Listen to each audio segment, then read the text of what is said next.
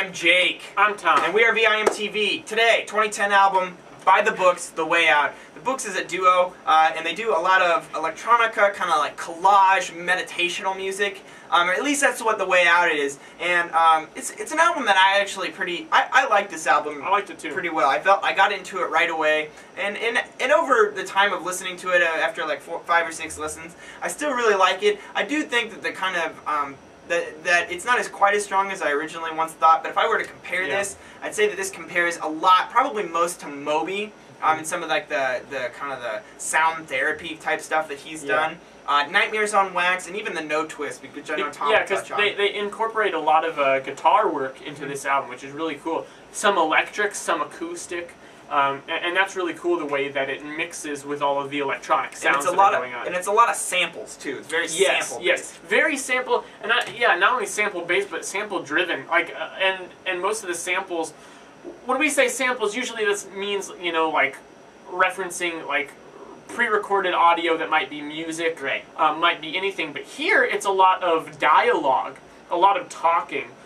Which I know some of it is done by the 2 members of the group, but there's also lots that sound like it could come from movies. I mean, they've got one track that's just called "A Wonderful Phrase" by Gandhi, and it's like 20 seconds, and it's just Gandhi saying something. So apparently that was important enough to them to put on here.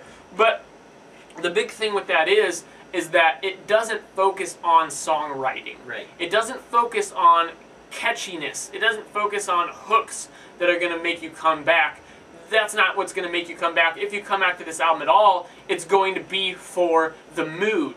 For the mood that you get from it, from this feeling that's almost somewhat like cleansing. They're trying to get you to change the way your mind works and the way you see things. Yeah, it's like you said, kind of therapeutic. Right, very thought-provoking. Exactly. So this is music with a function, with a very different function than anything you'll really listen to.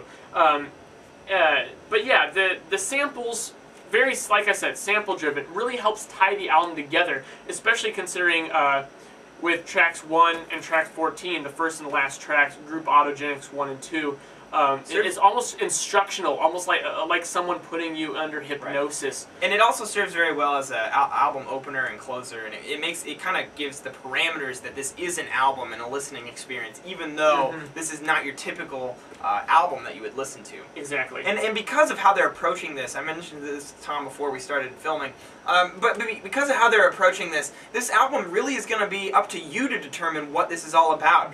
And I think each person is going to have a different take on the Books and The Way Out, and the way it is, and The Way Out, it's a really interesting album title for that specific purpose. Yeah. And I really like that aspect of it. It kind of hits on different themes, focusing on the mind's eye and meditation and out-of-body experiences and stuff like that. That's always part of it. But there's one track that I really liked, track 6, "I Am Who I Am," where it really kind of it's motivational, but it's also kind of, this album provokes you into thinking. And I just want to say it makes great running music, because I don't know if that's, I kind of meditate when I run too, so it works great. Yeah. So that goes along with the whole music as a function. It's not necessarily something you're going to listen to in the same way you would listen to, you know, what some other albums we've reviewed. The Arcade Fire, Wolf Parade, anything like that. Future Heads. You know, it's not just like fun rock out. Yeah, it's the furthest thing from pop music as you can get. Yeah, pretty much. But you know, the heady trippiness to it, I like that. We talked about this time, the back half of this album, starting with track 9, 30 Incoming, it's not like these are bad tracks. I just don't feel like they have the same power that the first half of this album does. Track 4, A Cold Freezing Night, which is a single, and I got the music video for that down there. That song is crazy. It samples little kids talking about like killing each other, and this girl going, "I wish I was a boy." I mean, it's creepy, and it really is kind of a moving experience that does get you thinking. And how they use the samples in such a dense array of samples to provoke your mind is really cool. It's a really cool idea.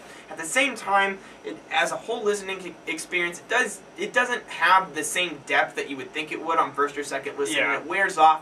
For me, at least, it wore off after a little while. And I think the biggest problem for me is that there's just too many slow tracks. Yeah. The fun, well, and I know this album's not about fun, but still, the most enjoyable tracks are for me, are the more faster paced ones. And there's just too many that are slow and drag on.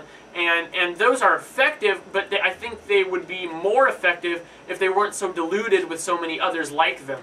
If the ratio was a little more even, then I feel like it would be better. But honestly, when I listen to this, I feel like maybe 3/4 of the tracks are these kind of slower ones. More meditational. Yeah, exactly. Like you're in a trance type song. Yeah, I wish it was more half and half. I wish it was a little closer to that. Switch a few of these to a few faster tracks, and I might, you know, give this up to 10 or 15 points higher than I am. But it just feels way off balance to me. My favorite tracks are track 4, Cold Freezing Night, track 6, I Am Who I Am, and then track 8, All You Need Is a Wall. I really like those 3 tracks in particular, but the first half of the album I felt was much stronger than the second half. I'm going to go with track 3, I Didn't Know That, track 4, Cold Freezing Night, and track 6, I Am Who I Am. Yeah. I didn't know that. I didn't know that. Good album, pretty solid, but tell us what you think, and the whole different interpretation of the books is a really cool thing, so I'd like to know if you've listened to this album, what's your interpretation, how do you view The Way Out, and kind of give us some feedback as to your listening experience, because this is a really cool album, still a little limiting in scope, because in the whole weaker trap back half thing kind of put a damper on it for me. I'm going to give this a 73, Tom. I'm going to give it a 68. It's good. I'd probably come back to it even just Right. because it's so unique. But as music, as a listening experience, which really this is an experience Right. of an album, I still just don't get as much out of it for what I want. Absolutely. Anyway, so that's the books The Way Out. Tell us what you think at www.velocitiesandmusic.com. I am Jake. I'm Tom. And we are Velocities in Music, moving music critique forward.